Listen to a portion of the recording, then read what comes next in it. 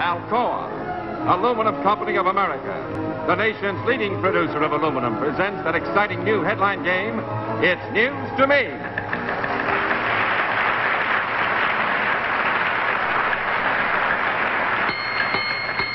This man made news this week when he was given the works. Do you know the story? Do you know why this tricycle carried an extra passenger this week? The man who wore these medals this week also took the cake. Do you know how? Here to tangle with these questions and many more are Quentin Reynolds, famous author, commentator, and editor of United Nations World. Martha Scott, star of the current hit Male Animal. Mel Allen, one of America's best-known sportscasters and the voice of the New York Yankees. Our own delightful Anna Lee. And your host of It's News to Me, news correspondent and commentator, John Daly. Thank you. Good evening, and welcome to It's News to Me. Tonight, once again, we're going to watch our panel answer news questions when they can, make up answers when they have to. And our experts will play against contestants chosen from our studio. So may we have our first studio contestant, please?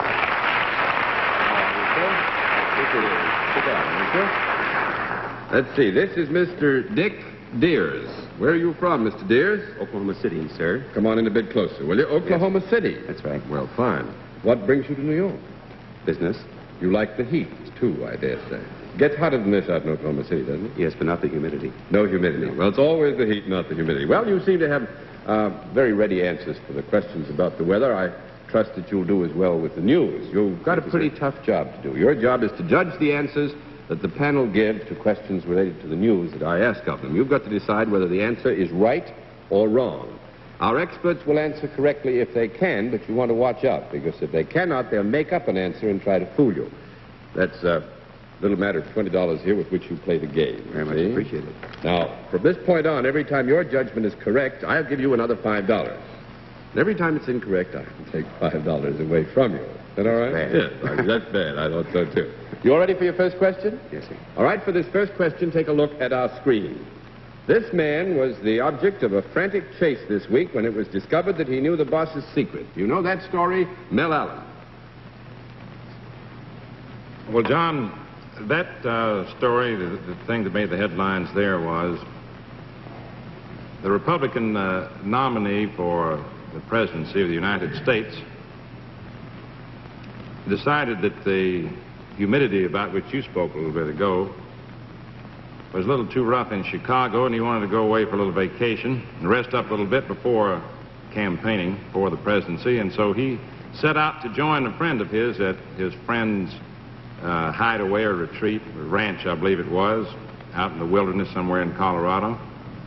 He announced his plans, and when he had arrived there, he wanted to really be quiet and alone for a while with the fellow. His friend's name was Nielsen.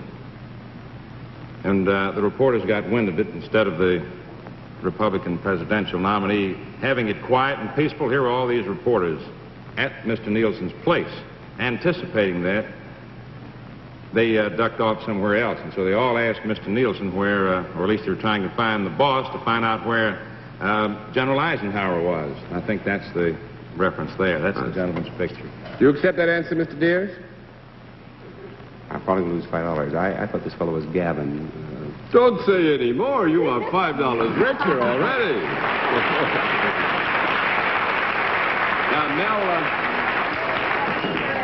Now, Mel gets E forever. That's right. That is Thomas J. Gavin of Kansas City, Missouri, who's going to cast President Truman's vote at the Democratic National Convention in Chicago this week. The newsmen, first of all, chased him all around Washington, trying to find out what the president had in mind after he'd had a session with the president of the White House. And now some of my colleagues in Chicago are trying to lay their hands on him, too, because you can't get the answers to anything at this Democratic convention. All right, let's see what we can do with the second question. And for this one, let's watch and listen to the official reprimand in this next little scene. All right. You were caught trying to escape.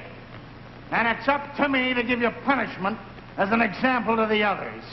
No, it won't be a session on bread and water. That's too easy. No, it won't be solitary confinement. It'll be worse than that. You will lose your most cherished privilege. No, don't plead with me. Don't beg me. For 1 solid month, no raw fish. And from these cruel and punishing words, can you tell us the story, Martha Scott? Oh, that's a wonderful story. That's about 6 polar bears who wanted to dig their way to freedom. They dug, one of the polar bears dug a tunnel was starting a long, long tunnel to get to the sidewalk, and his 5 friends stood on lookout. You accept this answer, Mr. Dears? Easy. You do? Yes. Mm-hmm. You're a rough man. That makes you $5 richer.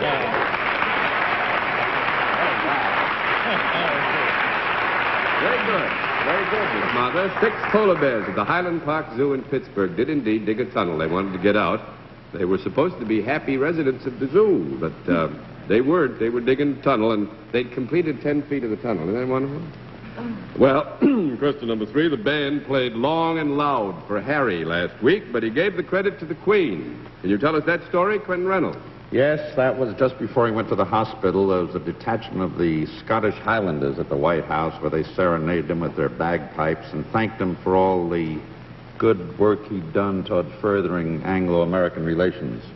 And the president said very graciously that on her visit here last year, Queen Elizabeth did more for Anglo-American relations than the prime ministers and presidents and diplomats of the past 100 years had ever done. You accept that answer, Mr. Very good answer. It's a very good one. It's going to cost you $5. He's a clever man, a fool. This Reynolds is a rough boy. You got to watch him. He's a real bad man. Anybody have any idea what that might be? The new Queen of the Seas, the SS United States, won the coveted Blue Ribbon transatlantic speed trophy when she established new speed records for both the east and westbound crossings. Commodore Harry Manning was in the command of this magnificent new American liner. He brought back the Blue Ribbon for the first time in 100 years, and we're mighty proud to have with us tonight Commodore Manning. He's going to tell us something about these great voyages. Will you come out, please?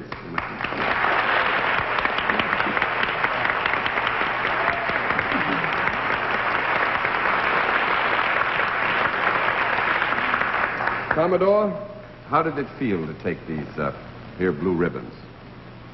Well, I have a sort of a mingled emotion about it.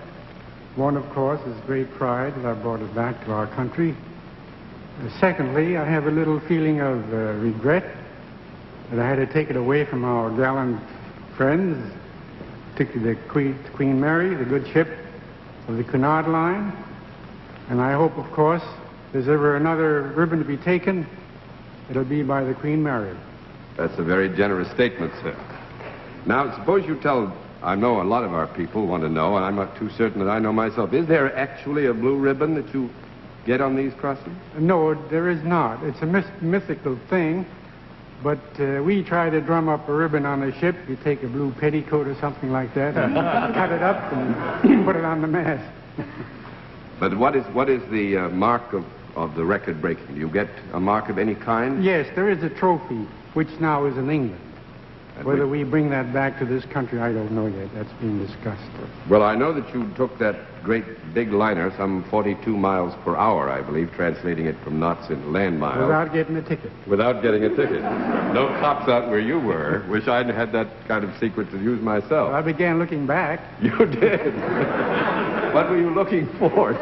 The Queen coming up in your trail, perhaps? Well, I know you did make her go 42 miles an hour, and of course the Queen Mary's in dry dock now, and I just wondered, I know you can't give away any state secrets, but suppose the Queen Mary were to cut your time a bit, do you suppose that we could go snatch it back again? No, we'd try again. I'm sure we could. We would.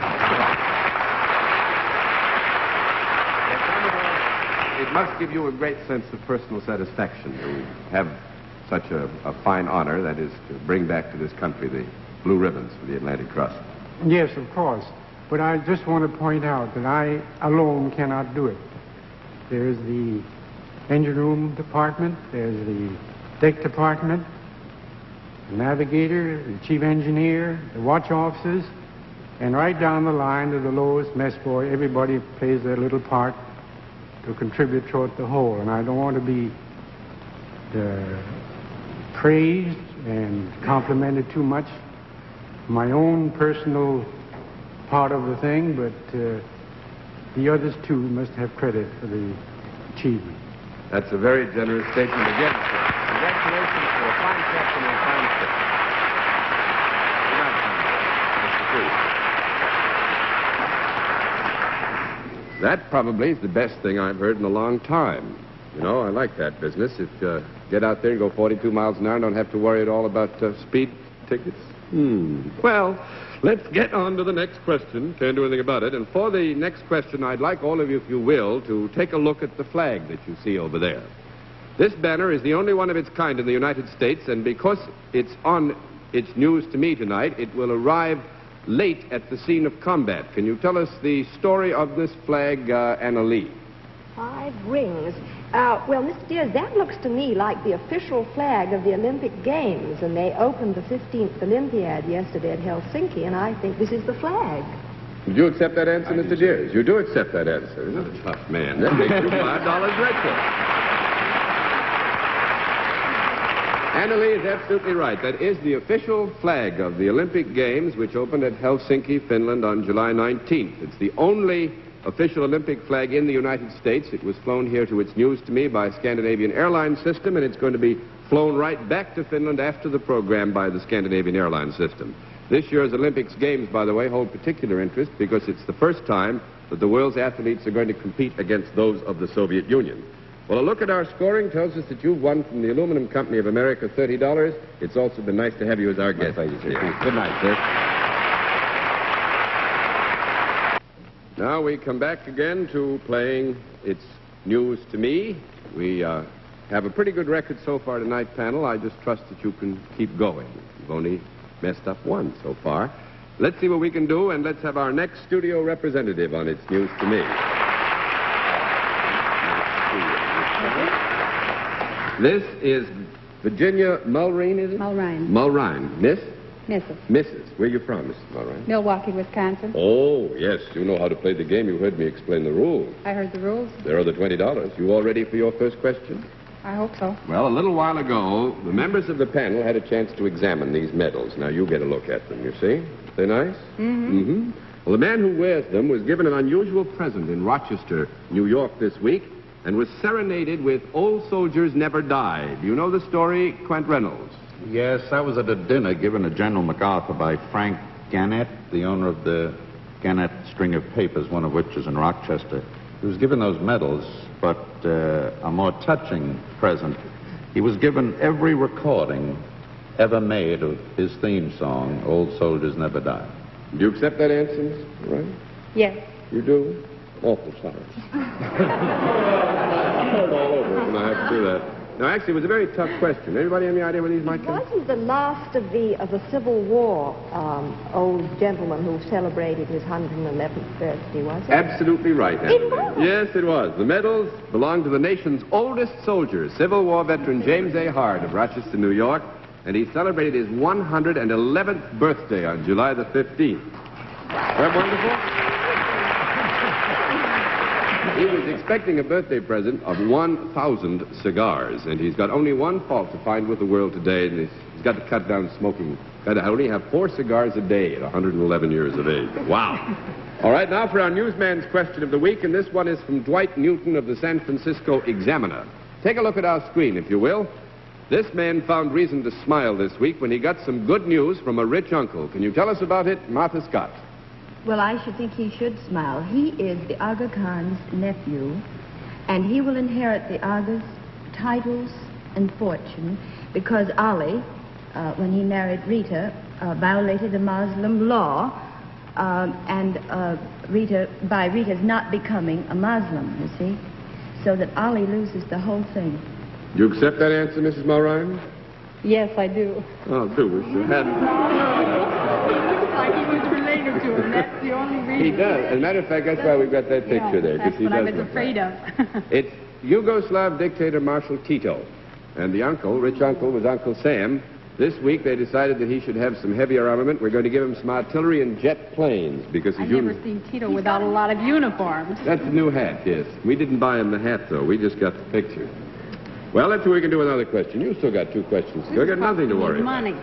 All right, for this next question, let's watch and listen to Frank Wayne as a delegate to the Chicago Convention. Mr. Chairman, I demand to be heard. My name is Humphrey G. Swingendrab, and I am a delegate from Afabova.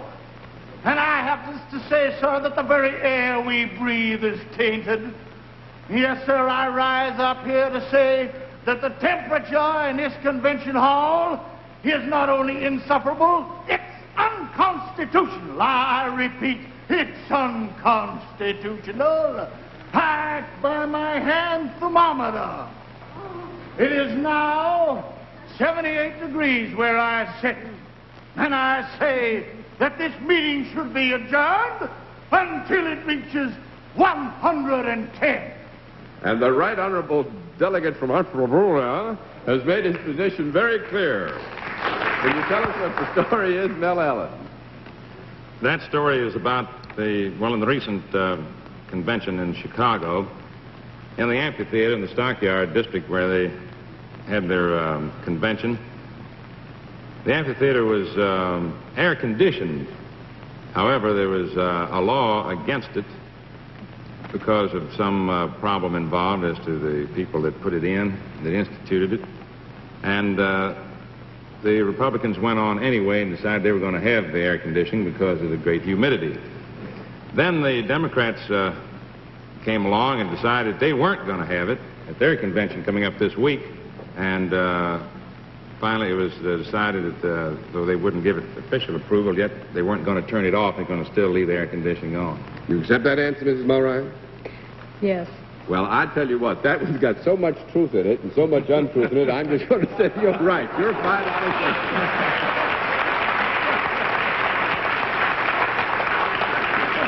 No Solomon me, that's a cinch. Actually, Mel's got a lot of it right. They did put air conditioning in for the Republican convention. And in this intervening week between the Republican and the Democratic convention, they found out that it was put in illegally because the National Production Authority did not issue the necessary authorities for the steel and other materials that went into the building of the air conditioning. But they're not going to take it out, and the Democrats are going to have it there because the government agency is going to let the cooling system go on. In fact, they don't quite know what to do about it. It's all been built in. All right? The weather's like it is here. They should leave it in. They will, I hope, because I won't go back to Chicago tonight if they don't. All right? For our next question, let's take a look at that little tricycle over there. This vehicle made picture news all over the country this week when its owner permitted a friend to sneak a ride. Do you know the story, Anna Lee? Yes, John, I seem to remember seeing a picture of that tricycle being borrowed by a very famous grandfather who shared a ride with his little grandson, Dwight D. Eisenhower II. You accept that answer, Mrs. Mulrine? Yes. You do? Absolutely $5 richer. You see it better now? That's absolutely right. On his way from Denver to the Republican convention, General Eisenhower spent a day at Fort Sheridan, Illinois, I think it is, with his son's family. And while he was there, he stole a ride in the back of the tricycle. If you look up at our screen there, you can see a picture that appeared in newspapers all over the land, and we want to send a word of thanks to Mrs. John Eisenhower for allowing us to use her child's tricycle on its News to Me. And now a look at our scoring tells us that you have won from the Aluminum Company of America $20. Hope you had fun, too. I did. Nice Thank to have you you very with much. us. Bye-bye. Now it's time to meet tonight's eyewitness, a person who actually saw a famous news event take place. And panel, let's see how fast you can uncover the event by cross-examining our guest. You may question for 15 seconds at a time, but when the time bell sounds like this, then the next panelist will take up the questioning. If you beat our eyewitness and guess his news story within 3 minutes, he will receive $50. But if you don't guess the news story within the time limit, he beats you and receives $100. And now it's time to meet tonight's eyewitness, Mr. L.J. Ross. Will you come out, please? Sit down, Mr. Ross. Now, all I want you to do right now, if you will, is to give us the month and the day of the event in which you were an eyewitness. It was April 20th. Before we get started, let's let our home audience know the event. But, panel, you have the month and the day, April 20th. You should be ready for your questioning. You, Quentin Reynolds, start now. Did it happen during the 1940s? No. And during the 50s? No. During the 30s? No. During the 20s? Actually, go back, 50s. Go ahead. During the 50s? Yes. Oh, he said yes. Yes. Oh, in America? Yes. All right, Miss Scott. Was it an unhappy event? Rather, yes. It was. It was in the United States? Yes. In the eastern seaboard? No. West of the Rockies? No. Mr. Allen. Did it have anything to do with transportation? No. Was it something of a political nature? No. Was it a celebration? No. Was this a disaster of any kind? Yes Oh. and no. Yes and no. Did it concern a lot of people? Quite a few. Did it happen in the South? We haven't established that. Happened in the Midwest. Yes. You don't seem sure about it. Well, we're reasonable. Were airplanes involved in this? No. People were killed in it? No, I don't think so. One. Just one. Was it All a right. social event? A No. party? Social event. No social event, Miss Scott. Not social. No. Political? No. Religious? No. All right, Mr. Allen. You said that it was a disaster? In a way. In a way. Did it happen with a mechanical conveyance? No. Was it, did it have anything to do with the sports? No. All right, Miss Was Lee. this a fight of any kind? I mean, not a sporting fight, but a... There was a little fighting mixed up in it, I would say.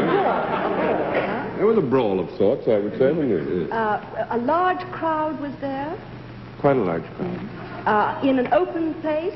No. No open place. Mr. You Reynolds. didn't see John Dillinger killed, did you? No. that was true. Some criminal like on the lines of Dillinger?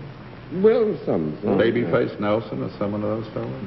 It was a Midwestern All right, criminal? Miss Scott. Well, was it in Chicago? No. No. Kansas City? No. And it wasn't in sports? No. All right, Mr. Allen. Was it in Ohio? No. Was it in Michigan?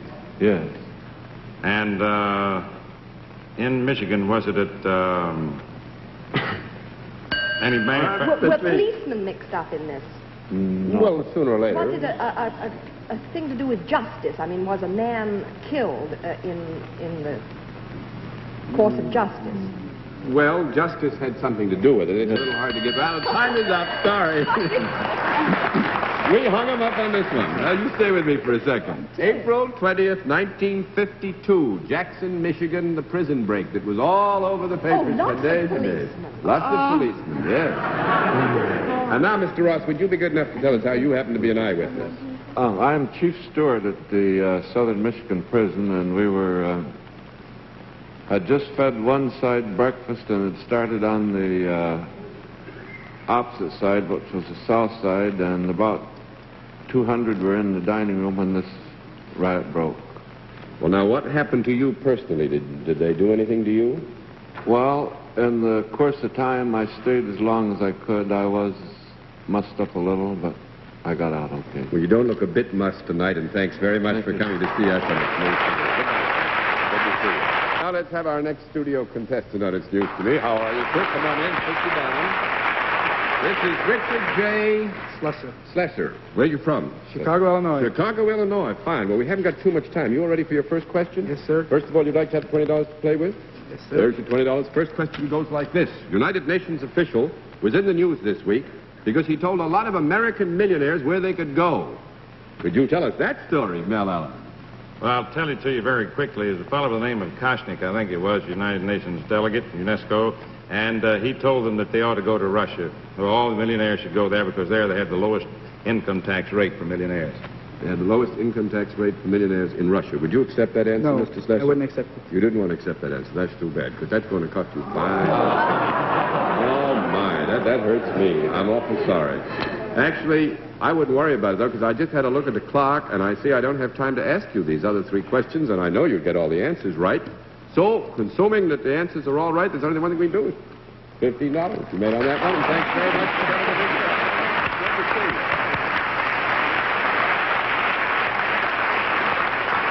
That's always fun. And so we wind up proceedings on tonight's session of It's News to Me. We hope the program has proved enjoyable and has sharpened your interest in the news. This is John Daly saying good night for Anna Lee, Mel Allen, Martha Scott, and Quentin Reynolds. And we hope we'll see you all again next week on It's News to Me.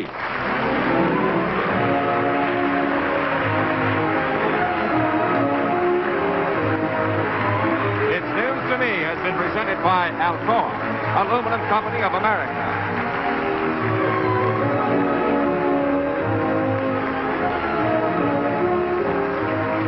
This has been a Mark Goodson, Bill Totman production.